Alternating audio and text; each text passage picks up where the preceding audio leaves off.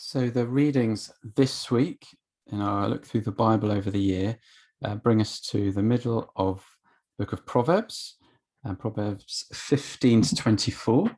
Now, hopefully you will have seen through looking at Proverbs previously, these are not guarantees of what definitely will happen in life. They're more general principles of what tends to happen, the patterns of life we tend to observe. And one of the things you might notice, particularly in chapter 15, is that this plays out in quite an interesting way. So we read, for example, in 15 verses 16, 17, better a little with the fear of the Lord than great wealth with turmoil, or better a meal of vegetables where there is love than a fattened calf with hatred. These are so-called better than proverbs. And what this tells us, of course, is that these proverbs are not guarantees of if you do these things, then your life will go brilliantly.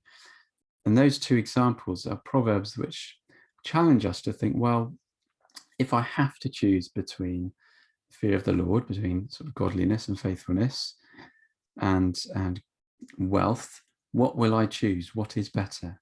Okay, so you might see some of the proverbs in this section are a little bit more nuanced than sometimes we think of.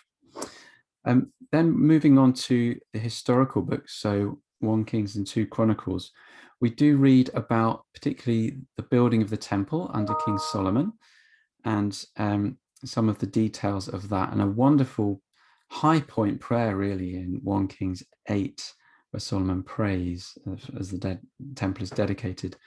But notice as well, you might particularly in the book of Kings notice a bit of doubt creeping in about the reign of Solomon. So, for example, we read at the end of chapter 6 of 1 Kings, he had spent 7 years building it, that is the temple. Whereas in the beginning of chapter 7, we read, it took Solomon 13 years, however, to complete the construction of his palace.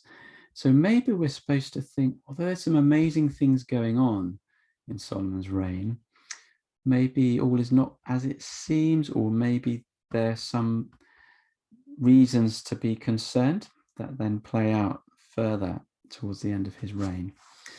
So that's the narrative books we're looking at. And then finally, 1 Corinthians 11 to 16, full of very well-known passages, lots of detail about orderly worship in the church in Corinth, and Paul's reflections on the gifts of the Spirit in relation to church life.